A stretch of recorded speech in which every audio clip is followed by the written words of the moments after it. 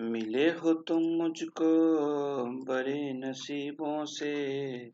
यार ये तो एक्चुअल बात सच है ना कि जीएसटी को भारत में आने में कितनी मतलब दिक्कतें हुई थी।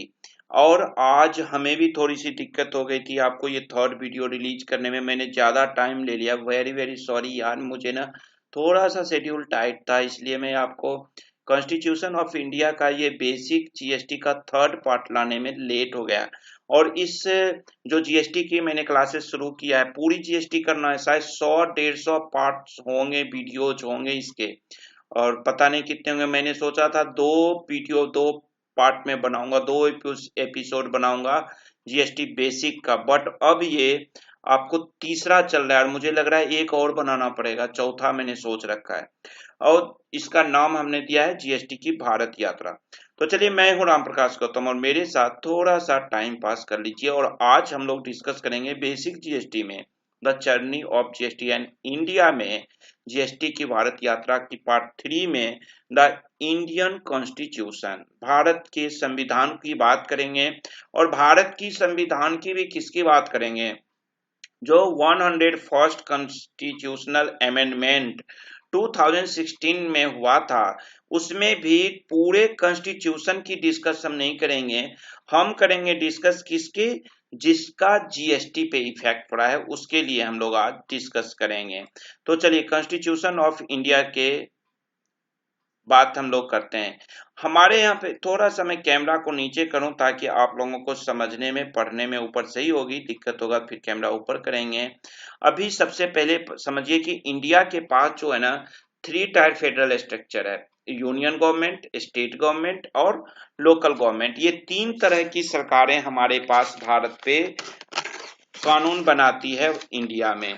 ठीक है, ये 3 सरकार जो है, अपना जो ढांचा है ना इंडिया का, जो वो स्ट्रक्चर जो है वो 3 टाइप का है। इससे पहले मैं बता दूं इंडिया का मीनिंग क्या है। अब बंदा कहता है कि सर इंडिया क्या है, कौन है इंडिया? इंडिया का मतलब भारत होता है, बिल्कुल भारत होता है मेरे दोस्त। आर्यावर्त भी होता है, हिंदुस्तान भी होता है। ठीक है, लेकिन इंडिया का मीनिंग जो है कॉन्स्टिट्यूशन के आर्टिकल नंबर 1 में लिखा हुआ है। क्योंकि इंडिया को सबसे पहली बात समझ लेना है, इंडिया के चारों तरफ जो बॉर्डर हैं, 4 कंट्री बगल बगल में है, वहां तक जो बॉर्डर है इंडिया का, वहां तक का जो पार्ट है, जो लैंड है, वो इंडिया कहलाता है। अब उस बीच में जमीन है, जमीन के नीचे भी अगर पानी है, पानी के नीचे भी अगर सुनते हो ना पाताल है, वो भी इंडिया ही है। समुंदर है, अगर समुंदर भारत के बॉर्डर के अंदर है तो वो क्या है? इंडिया है, समुंदर भी इंडिया है। समुंदर के नीचे जो मिट्टी है वो भी इंडिया है, नदियों के नीचे जो मिट्टी है वो भी इंडिया है। और उसके नीचे भी अगर कहीं है, अगर कहीं भी है मिट्टी या पानी उसके भी नीचे, तो वो भी क्या है? इंडिया है। अगर एयर की बात करो, स्काई की बात करो, तो जो बॉर्डर है उतनी बराबरी में ऊपर आकाश में का जो पार्ट है वो भी तुम्हारा इंडिया है। स्पेशल इकोनॉमिक जोन जो हमारा है इंडिया में। अब ये बात क्यों मैं बोल रहा हूँ? ये बात इसलिए बोल रहा हूँ कि कई लोग समझते हैं कि जो एसईजेड होता है, स्पेशल इकोनॉमिक जोन, जिसमें हम जब माल सेल करते हैं तो वो डीम्ड एक्सपोर्ट माना जाता है। और एक्सपोर्ट का केस कब होता है? जब आप माल को बाहर बेचते हो। कहाँ से? इंडिया से बाहर। इंडिया से बाहर, इंडिया के बाहर माल को जब भेजते हो, बेचते हो, तो उसको एक्सपोर्ट करना कहते हैं। लेकिन स्पेशल इकोनॉमिक जोन में जो माल आप सेल करते हो उसको क्या बोलते हो? Deemed export. लेकिन वो जो एसईजेड है, इसका मतलब ये नहीं कि एक्सपोर्ट अगर हो गया तो वो आपका भारत से बाहर हो गया, वो इंडिया नहीं है। ऐसा कुछ भी नहीं है मेरे दोस्त, मेरे भाई, मेरे लाल। ये जो है ये इंडिया ही है, एसईजेड का भी जो एरिया है। तो पानी है, आकाश है, जमीन है, पानी के नीचे है, कॉन्टिनेंटल शेल्फ है, इकोनॉमिक जोन है, ये सारे के सारे आपको इंडिया कहलाते हैं। अब the power of levy taxes and duty is distributed among the 3 tiers of governments in accordance with the provisions of the Indian constitution.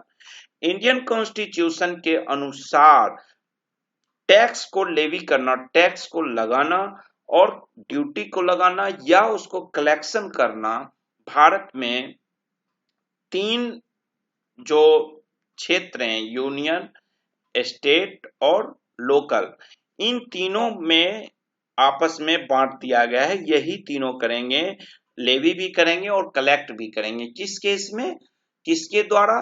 Constitution of India ने पावर दिया है।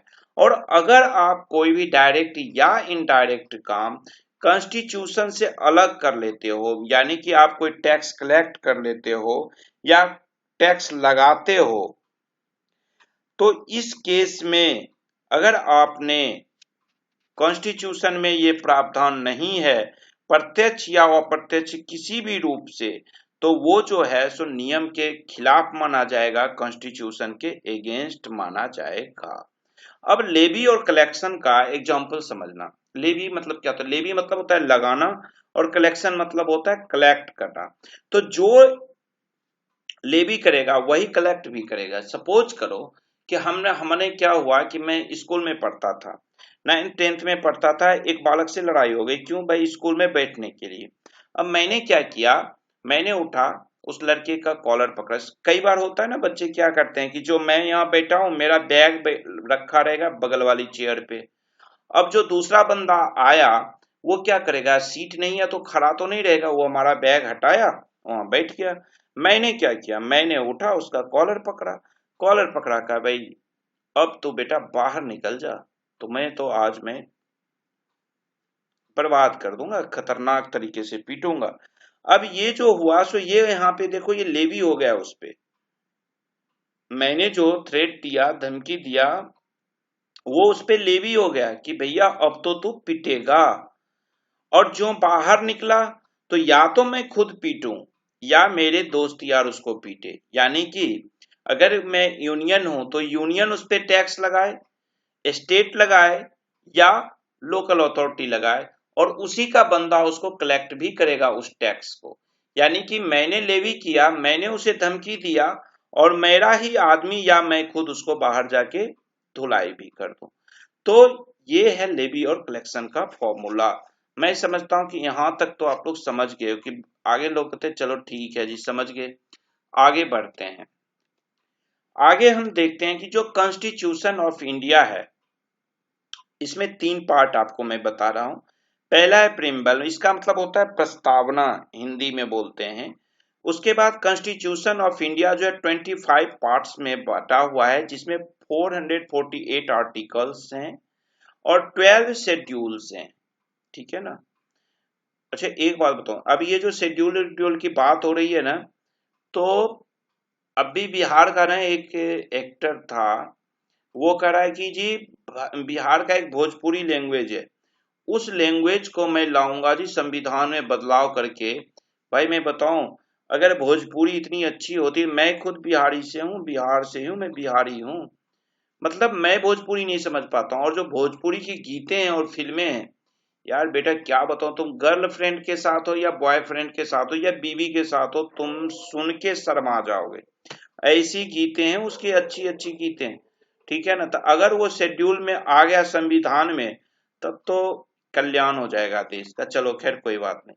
तो आपको याद रखना है constitution 25 parts, 448 articles, 12 schedules and 1 preamble, यानी एक प्रस्तावना है। नेक्स्ट हम बात कर लेते हैं कानून की, बात हम करते हैं। कानून की बात में आते हैं आर्टिकल में। एक चीज में और यहाँ यार कैमरा फिर नीचे करना पड़ेगा। एक चीज आपको ध्यान रखना है, हम लोगों को लॉ की बात करने की आदत है। जो लॉ की बात जब हम करते हैं तो संविधान में, कॉन्स्टिट्यूशन में लॉ सब सेक्शन वगैरह नहीं होता है, इसमें क्या होता है आर्टिकल। तो अगर मैं कहीं आर्टिकल 265 की जगह सेक्शन 265 बोल दूं, तो आप समझना कि मैं आर्टिकल 265 बोला हूं। मुझे नहीं लगता है कि आप समझ जाओगे, मुझे नहीं लगता है कि मतलब आप लोगों को बुरा लगेगा, समझ जाओगे। ठीक है? आर्टिकल 265 क्या कहता है समझो। Article 265 of the constitution of India prohibits arbitrary collection of tax. Section sorry article 265 ना कहता है कि गलत तरीके से no tax shall be levied or collected except by authority of law. Law का जो अथॉरिटी है, जिसने भी टैक्स को लेवी किया है, जो चीज लेवी किया है, उसके सिवाय किसी भी तरह का टैक्स, किसी भी तरह का आप मतलब कोई कर आप वसूल नहीं कर सकते हो। अपनी मनमानी से किसी भी तरह का टैक्स कलेक्शन नहीं करोगे। अगर कोई टैक्स का कलेक्शन आप करते हो तो उसमें क्या हो जाएगा कि कानून क्या दिवालिया कर रहे हो, उसका उल्लंघन कर रहे हो नियम का।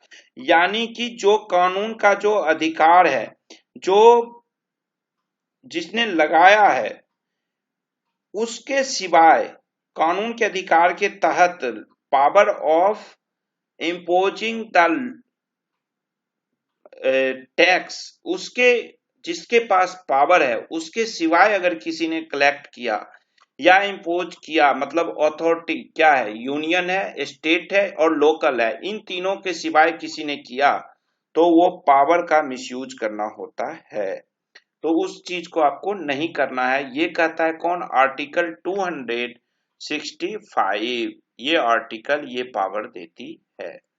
अब नेक्स्ट अगर हम बात करें तो आर्टिकल 245 की बात करते हैं। Part 11 of the constitution deals with relationship between the union and state. Constitution संविधान का जो 11th पार्ट है वो यूनियन और स्टेट के बीच का जो रिलेशनशिप है उसको डील करता है।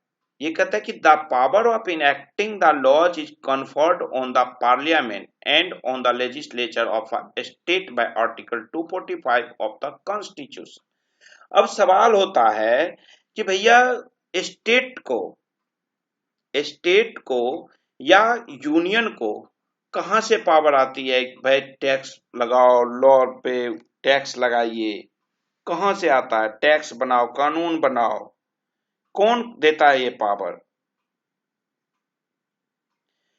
आप याद रखिए, जो पार्लियामेंट है किसी भी कंट्री का, जो पार्लियामेंट है या किसी स्टेट की जो लेजिस्लेचर है, उसको पावर दिया जाता है संविधान से। याद रखिए, भारत का सबसे बड़ा कानून जो है वो कॉन्स्टिट्यूशन ऑफ इंडिया है, और कॉन्स्टिट्यूशन ऑफ इंडिया का आर्टिकल नंबर 245 स्टेट के और स्टेट और यूनियन के पार्लियामेंट को और स्टेट के लेजिस्लेचर को यह पावर देती है कि आप कानून बनाइए, आप टैक्स लगाइए और टैक्स कलेक्ट करिए। क्या कहता है? Subject to the provisions of the constitution parliament may make laws for the whole or any part of the territory of India. जो पार्लियामेंट है, जो संसद भवन है, ये पार्लियामेंट लॉ को पूरे भारत में या भारत के कुछ हिस्से में लॉ को अप्लाई करने की पावर उसके पास है। और legislature of a state may makes laws for the whole or any part of the state. जो स्टेट की विधायिका है, इसके पास पावर है स्टेट में चाहे तो पूरे स्टेट में या स्टेट के कुछ पार्ट में कानून बनाए और उस कानून को स्टेट के पूरे स्टेट चाहे तो पूरे स्टेट में। कई बार आप सुनते हो ना कि इंडिया में हर एक स्टेट में तो ये पास होगा कानून, पर जम्मू एंड कश्मीर में नहीं होगा। लेकिन मोदी जी ने इसको भी ठीक कर दिया, अब पूरे भारत में होता है। बताया था ना पहले लेक्चर में जीएसटी का भी खेल। महबूबा ओ मेरी महबूबा, तुझे जाना है तो जा, तेरी मर्जी मेरी क्या। मोदी जी ने कहा नहीं महबूबा, तेरी मर्जी नहीं चलेगी, मर्जी मेरी भी है ना। तो ये यहाँ पे कौन सा आर्टिकल पावर देता है पार्लियामेंट को और लेजिस्लेचर को? आर्टिकल 245। ठीक है।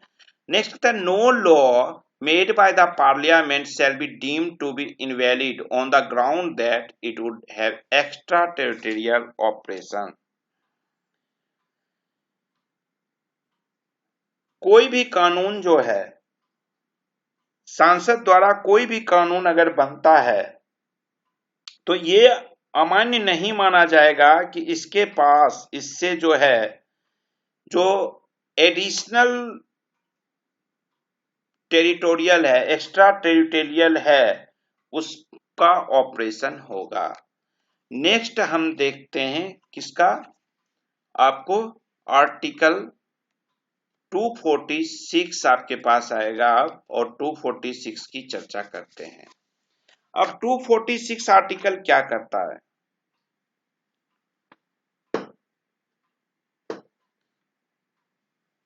246 कहता है, जो अभी मैंने ऊपर बात किया, सेम यही बात ये भी कह रहा है कि 246 जो है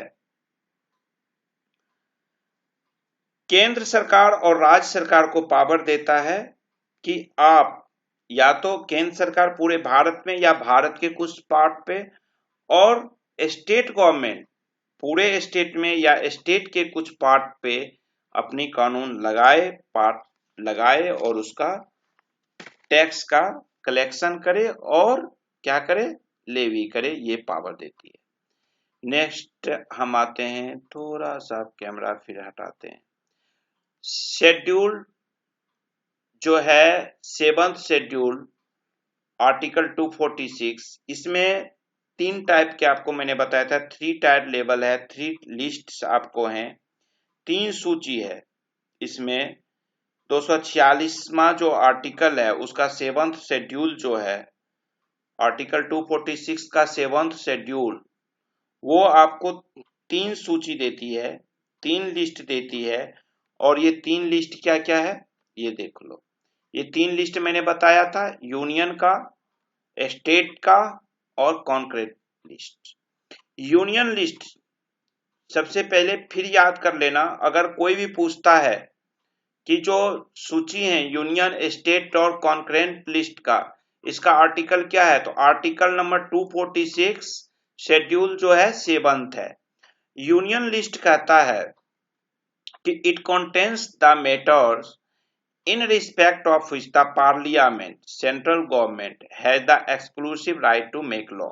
यूनियन लिस्ट में जितने भी लॉ बनते हैं, इनका जो यूनियन लिस्ट का जो लॉ है उसको बनाने के पावर किसको है, सेंट्रल गवर्नमेंट को। और सेंट्रल गवर्नमेंट का लॉ कौन बनाता है, पार्लियामेंट, ठीक है। और जो स्टेट लिस्ट है, सेकेंड लिस्ट, ये स्टेट लिस्ट में स्टेट गवर्नमेंट के पास पावर बनाने की, सॉरी, लॉ बनाने की पावर है। और ये लॉ बनाने की पावर जो स्टेट गवर्नमेंट को है, इसका जो लेजिस्लेचर होता है, विधायिका जो है, विधानसभा जो सुनते हो ना, वो उसका काम है बनाना। और कॉन्करेंट लिस्ट क्या होता है, it contains the matters in respect of which both the central and state governments have power to make laws. इस केस में कॉन्करेंट लिस्ट में क्या होता है कि दोनों के पास पावर होता है, स्टेट के पास भी और सेंट्रल के पास भी। तभी जा करके यहां पे आपके पास जब दोनों का होता है, तब जा करके आपका कोई भी विधायक है, जहां पे स्टेट और यूनियन का काम नहीं होता है, वहां पे सेंट्रल और स्टेट दोनों मिलके बनाता है। हालांकि पावर जो चलता है उस ऐसे क्षेत्र में, वो ज्यादा माना जाता है यूनियन का ही, पार्लियामेंट का ही। इस पे आपको सबसे पहली बात जान लो कि जो यूनियन लिस्ट है,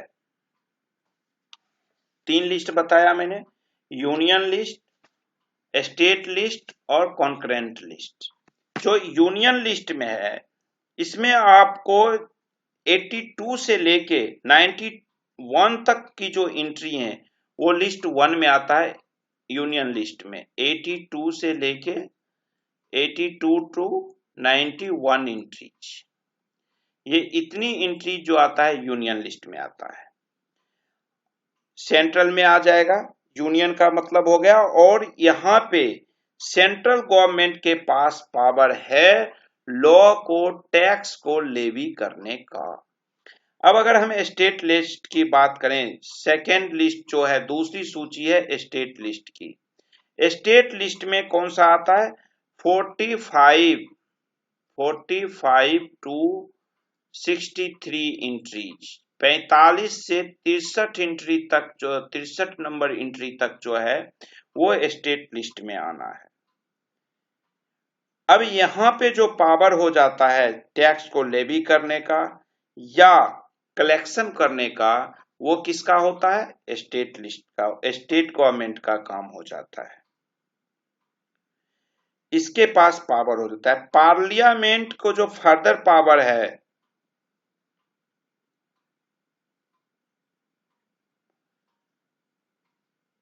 पूरे कंट्री में, चाहे वह स्टेट के अंदर ही वो पार्ट क्यों नहीं आता हो कंट्री का, चाहे वह पार्ट स्टेट लिस्ट में ही क्यों ना हो, लेकिन पार्लियामेंट के पास ये भी पावर है कि वो कहीं पे भी एनी पार्ट ऑफ इंडिया कहीं भी वो अपना लगा सकता है, टैक्स लेवी कर सकता है और काट भी सकता है।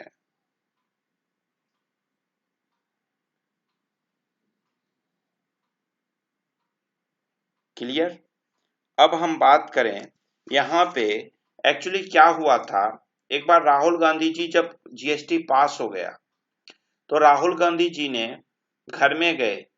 मैंने बताया था आपको, अगर याद हो, कंपनसेशन एक्ट 2017 जो बना था स्टेट के लिए, वहां पे क्यों करना पड़ा, संविधान जो है अमेंडमेंट क्यों हुआ, भारत का संविधान कॉन्स्टिट्यूशन को अमेंडमेंट क्यों किया गया था, इसको समझिए। राहुल गांधी जी ने कहा कि मम्मी मम्मी मैंने ना मोदी जी से जीत लिया भाई, मैंने सारा चीज मोदी जी को जिस तरह से कहा संविधान बनाने के लिए, सॉरी जीएसटी को बनाने के लिए, उसी तरह से बनाया है। मम्मी ने कहा कि बेटा खुश मत हो, कितना भी मोदी जी ने तुम्हें दे दिया बनाने का, लेकिन लॉ बनाने का, लेकिन अल्टीमेटली पावर तो पार्लियामेंट के पास ही है। क्या कर रहा है? तुम ऐसा कर, मैं स्टोरी याद करो कि उन्होंने कहा कि शराब जो है वो तुम स्टेट के पास करवा दे, जीएसटी से बाहर करवा दे। याद होगा आपको, ऐसा उन्होंने कहा था, मैंने कहा था आपको स्टोरी पहली वीडियो में, वो एक बार जरूर देख लेना, ठीक है। तो ये इसलिए यहाँ पे क्या हुआ, फिर संविधान को अमेंडमेंट किया गया। और ये संविधान जो अमेंडमेंट हुआ, कैमरा थोड़ा हटाते हैं, और जो संविधान का अमेंडमेंट हुआ ना भाई, यही संविधान का अमेंडमेंट हुआ, कॉन्स्टिट्यूशन 101 अमेंडमेंट एक्ट 2016 पास हुआ।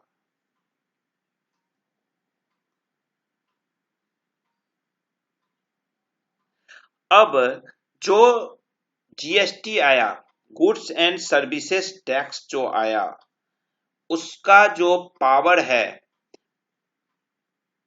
वो पावर जीएसटी लगाने का, गुड्स एंड सर्विस टैक्स लगाने का पावर कौन देता है? आर्टिकल 246 ए देता है। किसका? कॉन्स्टिट्यूशन का। और ये आर्टिकल कब इंट्रोड्यूस किया गया? कॉन्स्टिट्यूशन का 101वां अमेंडमेंट 2016 में जब किया गया तब। Constitution was passed. It has 20 sections.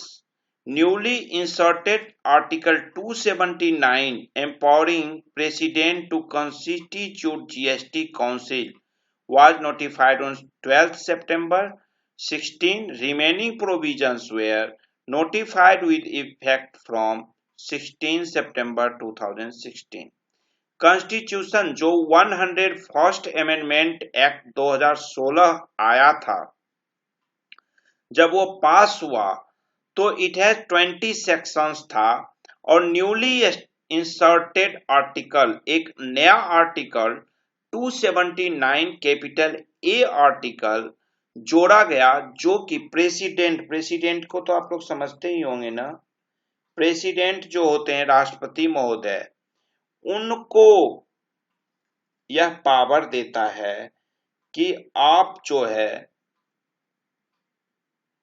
GST council का निर्माण करिए और जीएसटी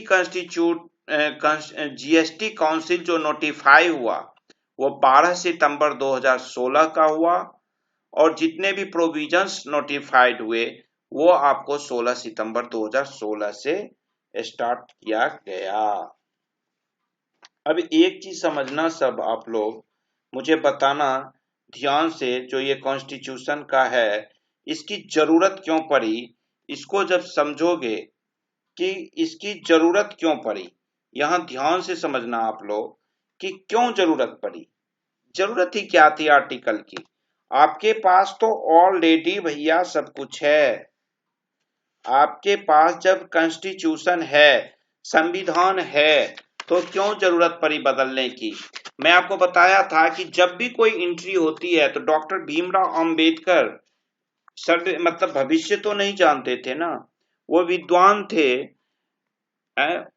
वाइज पर्सन थे, संविधान को बनाने वाले थे, लेकिन उनको ये थोड़े पता था कि 50 साल बाद 75 साल बाद जीएसटी भी इंडिया में आना है जी, मोदी जी भी आएंगे, नहीं था ना पता भाई। तो जब उन्होंने पता नहीं था तो एक एंट्री है, एंट्री नंबर 97। जब भी कोई कानून में, जब भी संविधान में कोई चीज मतलब देश में कोई नया कानून लाना हो और उसके बारे में कहीं कोई चर्चा नहीं हो, तो एक 97 एंट्रीज के थ्रू, जैसे सर्विस टैक्स वगैरह घुसा था, इंटर किया था, आप उसको इंटर कर सकते हो।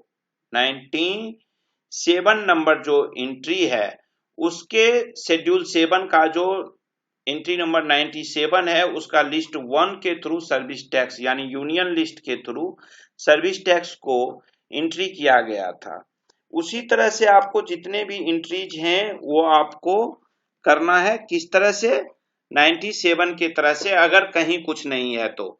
लेकिन यहाँ पे केस क्या हो गया था कि यहाँ पे जीएसटी का जो अपना फ्रेम है वो ड्यूअल बेस पे है कि स्टेट को भी चाहिए और सेंट्रल को भी चाहिए, तो इस तरह का फ्रेम अपने पास था ही नहीं। तो इसीलिए इन्होंने क्या किया, अमेंडमेंट किया। अब क्यों करना चाहिए था अमेंडमेंट, ये समझ लीजिए आप लोग। कॉन्स्टिट्यूशनल प्रोविजन जो था ये सेपरेट पावर सेंट्रल को अलग चाहिए और स्टेट को अलग अलग था। पहले वेरियस तरह के अपने पास टैक्सेस थे, जैसे कस्टम ड्यूटी का लगाने वाला अलग था, बैट अलग था, सेल टैक्स का। आपको सेंट्रल सेल टैक्स क्या होता था, सेंट्रल सेल टैक्स में क्या होता, जो अंतरराज्यीय बिक्री होता था, केंद्र के पास उसका बिक्री होता था, केंद्रीय बिक्री कर उस पे लगता था, सेंट्रल सेल टैक्स लगता था। तो इसमें क्या होता था, सेंट्रल सेल टैक्स लगाने के पावर किसके पास होता था, सेंट्रल के पास होता था। लेकिन सेंट्रल के पास होने के बाद भी वो जो फंड होता था वो स्टेट के पास होता था। अब उसका बंटवारा करना, क्योंकि स्टेट ही रखता था। उसके बाद ऊपर से स्टेट आपको entry tax, luxury tax, entertainment tax, lottery, सट्टेबाजी, इस तरह के कई तरह के टैक्सेस लगाती थी। तो भारत में जो उसके बाद जो इंपोर्ट होता था उस पे आप देखते थे custom duty, additional BCD, basic custom duty, उसके बाद एडिशनल कस्टम ड्यूटी उस पे लगता था।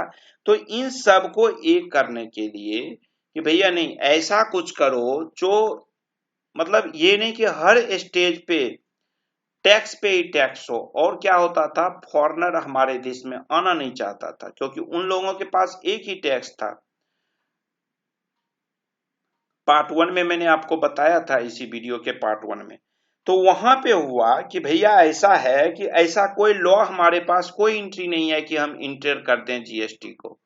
तो इसके लिए क्या करो, 101st संशोधन कर दो, अमेंडमेंट कर दो 2016 में, जिसमें आपको 20 आपको क्या दिया गया, 20 सेक्शन दिया गया और जो आर्टिकल 279 ए है वो 12 सितंबर को आया, जिसने राष्ट्रपति को ये पावर दिया था कि भैया आप जो है जीएसटी मतलब काउंसिल का निर्माण करो और खूब दबा के जीएसटी लगाओ। ठीक है। और जो 240 ए आर्टिकल है वो क्या करता है, गुड्स, समझिएगा, ये जो आर्टिकल है 246 A, power to make laws with respect to goods and services tax. जो 246 ए है, ये अपना आर्टिकल 246 ए, जैसा कि मैं आपको कहा था आर्टिकल के जगह पे अगर मैं बोल दूं सेक्शन तो समझ लेना आर्टिकल ही। 240 ए आर्टिकल जो है वो जीएसटी से related, goods and services tax से रिलेटेड लॉ बनाने की पावर देती है। और ये न्यूली है, तो इसका कहना है जो स्टेट है और जो पार्लियामेंट है यूनियन का, उसको ये पावर देती है कि जीएसटी से रिलेटेड आप सारे तरह के कानून बनाइए, लॉ को बनाइए और उसको इम्पोज करिए।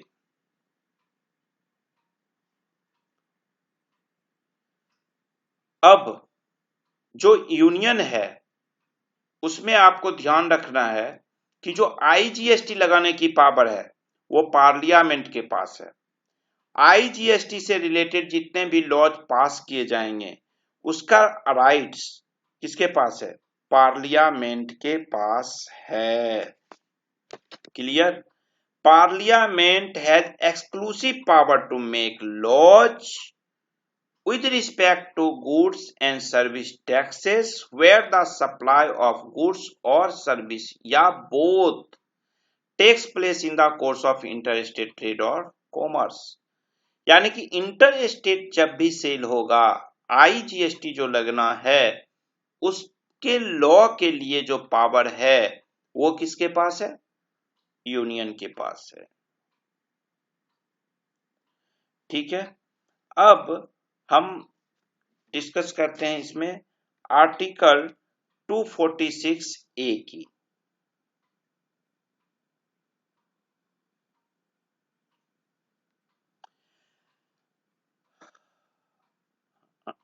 या आज के जितने ये आर्टिकल बता रहा हूं इसको आप लोग याद कर लेना। अब हम बात करते हैं आर्टिकल 246 कैपिटल ए की बात। एक वर्ड मैंने बार बार पढ़ा, कई बच्चों ने पूछा भी था कि जो मतलब मैं कवर कर ही लेता हूं, अभी आगे फिर भूल जाएंगे हम भी अगर तो आपको बता नहीं पाऊंगा। एक्ट और रूल समझ लो क्या होता है। एक्ट का मतलब होता है करना क्या है, कोई भी चीज कोई भी कानून जो है आपको एक्ट से पता होता है कि होना क्या है और कैसे होना है, यानी कोई काम जो करना है उसको करना कैसे है, किस तरह से करना है वो रूल में पता चलता है। ठीक है ना, क्लियर हो गया होगा। अब आर्टिकल 246 कैपिटल ए कहता है ये आर्टिकल जो है सो पावर देती है सेंटर और स्टेट गवर्नमेंट को लॉ बनाने के लिए।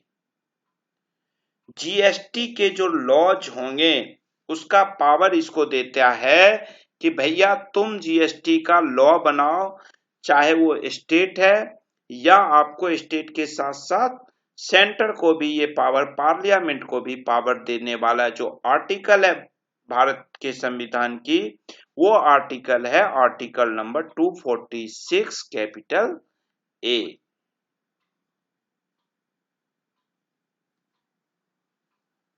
और सेंटर के पास ये पावर है, सेंट्रल गवर्नमेंट के पास आईजीएसटी जो अभी मैं पीछे बताया कि case of inter state supply of goods and और सर्विस या बोथ सर्विस और गुड्स दोनों का भी अगर सप्लाई होता है तो उसका पावर आपको किसके पास है बनाने का, इंटर स्टेट में ये पावर है सेंट्रल गवर्नमेंट के पास।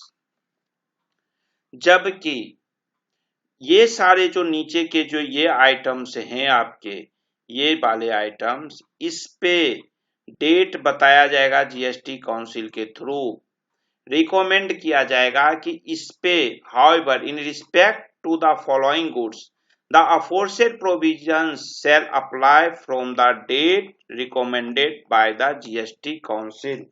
जीएसटी काउंसिल के द्वारा डेट बताया जाएगा कि कब से इन चीजों पे, पेट्रोलियम क्रूड पे, हाई स्पीड डीजल पे, motor speed commonly known as petrol, motor spirit जिसको जाना जाता है पेट्रोल के नाम से, नेचुरल गैस जिस खाना बनाने वाला जो गैस होता है, एविएशन टर्बिन फ्यूल जो हवाई जहाज में यूज किया जाता है, इस सब पे डेट जो बताएगी काउंसिल कि इस पे कब जीएसटी के अंदर इन सबको कब लाना है।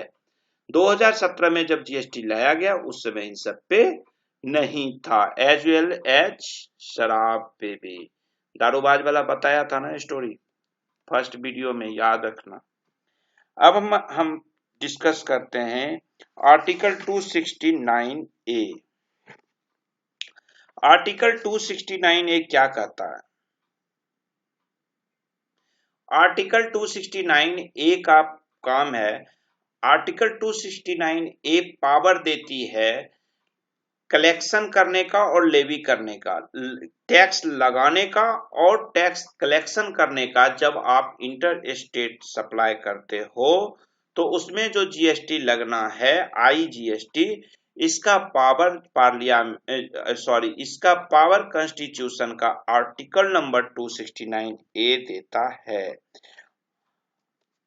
अब नेक्स्ट आर्टिकल 366 12 कैपिटल ए, ये क्या करता है?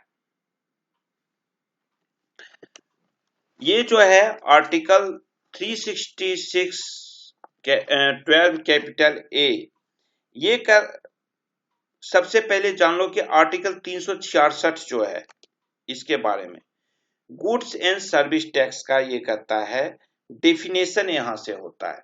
लेकिन इस डेफिनेशन से पहले एक बार मैं इसको आर्टिकल 269 ए पे थोड़ा सा टाइम और लेता हूं आपको, इस आर्टिकल पे थोड़ा सा टाइम हम इस पे देते हैं, आर्टिकल 269 कैपिटल ए पे।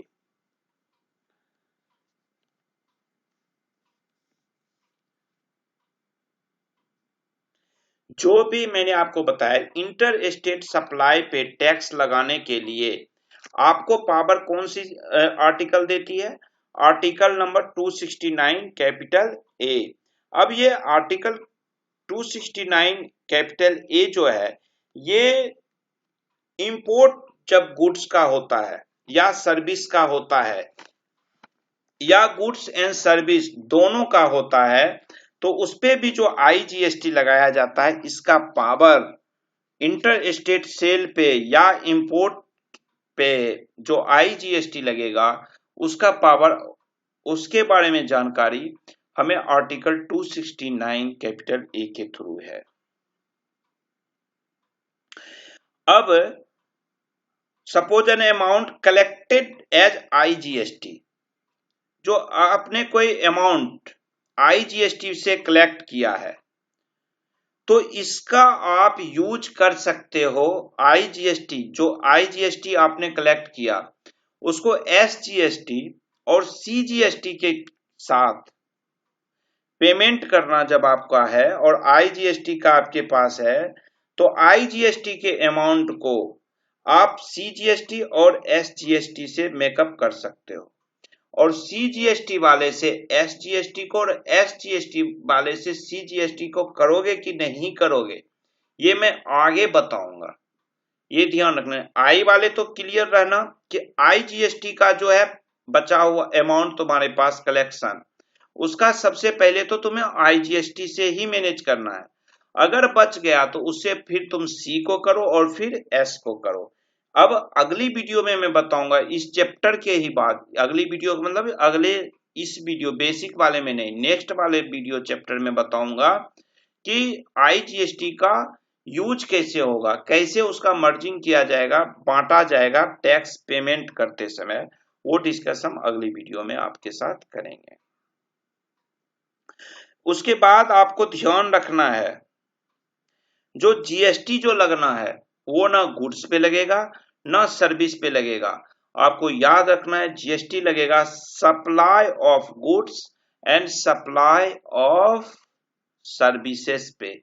ये नहीं कि कहीं भी गुड्स मैन्युफैक्चरिंग हुआ और उस पे जीएसटी लगा दिया, ऐसा नहीं है। अब हम बात करते हैं दोस्त आर्टिकल 366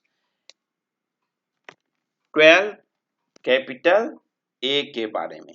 अब इसके बारे में जो है, इसमें हम डेफिनेशन जानेंगे अभी, गुड्स की डेफिनेशन, सर्विस की डेफिनेशन, इन सारी चीजों का हम डेफिनेशन अभी जानेंगे, और स्टेट का डेफिनेशन।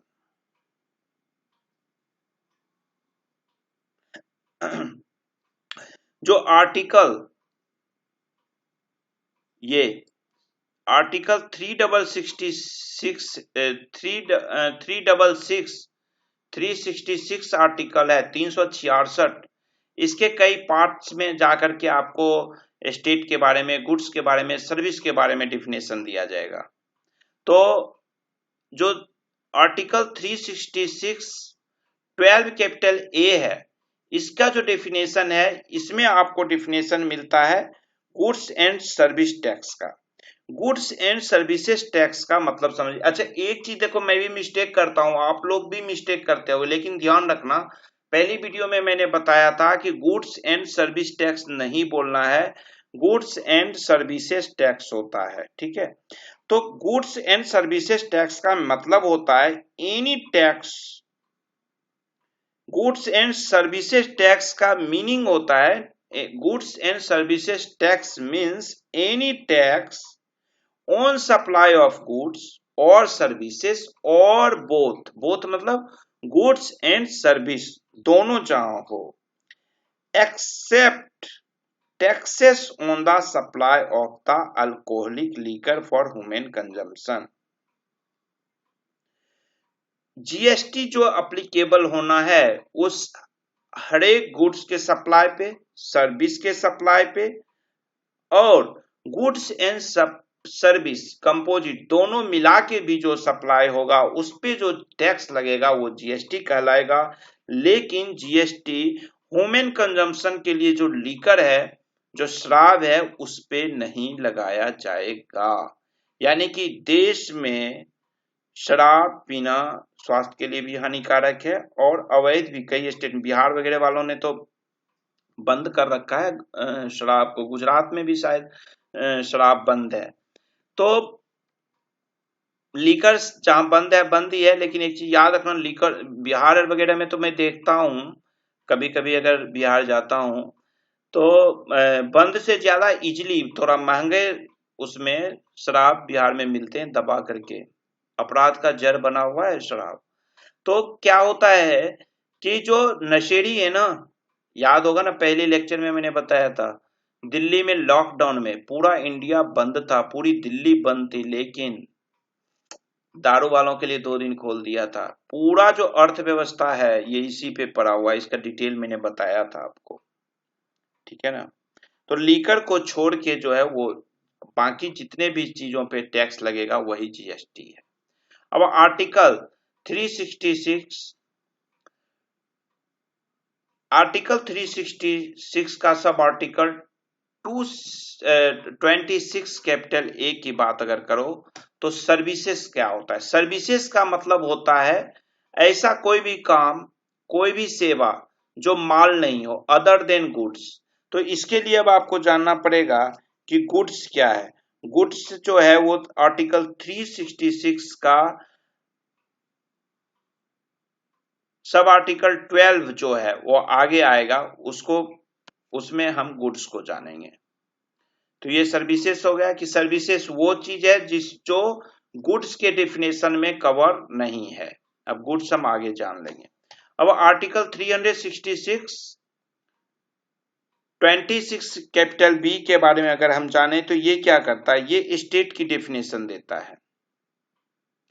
स्टेट जो होता है ये article 246A, 268, 269, 269 capital A and article 279 capital A के साथ साथ वैसे यूनियन टेरिटरीज भी यूटी जिनका अपना लेजिस्लेचर है, जिनकी अपनी विधानसभा है, जैसे दिल्ली है, इसका अपना मुख्यमंत्री है ना, केजरीवाल जी, अपनी विधानसभा है। तो ये जो है सो स्टेट में आता है। तो ये सारी चीजें जिनका अपना लेजिस्लेटिव है, लेजिस्लेचर है, विधानसभा है, विधायिका है, वो आता है किस में, स्टेट में आएगा। बाकी ये सारे आर्टिकल जो हैं, इन सारे आर्टिकल में जो कवर हैं वो स्टेट के अंदर आते हैं। अब इम्पोर्टेंट मैंने आपको बताया था यहाँ पे आर्टिकल 366(26) ए में कि सर्विस वो कहलाता है जो गुड्स नहीं है। तो अब गुड्स क्या है भैया, तो गुड्स का डेफिनेशन इन्होंने कहा कि the term goods has already been defined under clause 12 of article 366। जो आर्टिकल 366 है उसका जो सब आर्टिकल यानी क्लॉज जो 12 है उसमें is an inclusive manner to provide that goods includes all materials, commodities and articles. जितनी भी मटेरियल्स हैं, कमोडिटीज हैं और आर्टिकल हैं, ये सारे के सारे गुड्स कहलाते हैं। ठीक है, तो ये अभी तक का अपना डेफिनेशन था कॉन्स्टिट्यूशन ऑफ इंडिया का।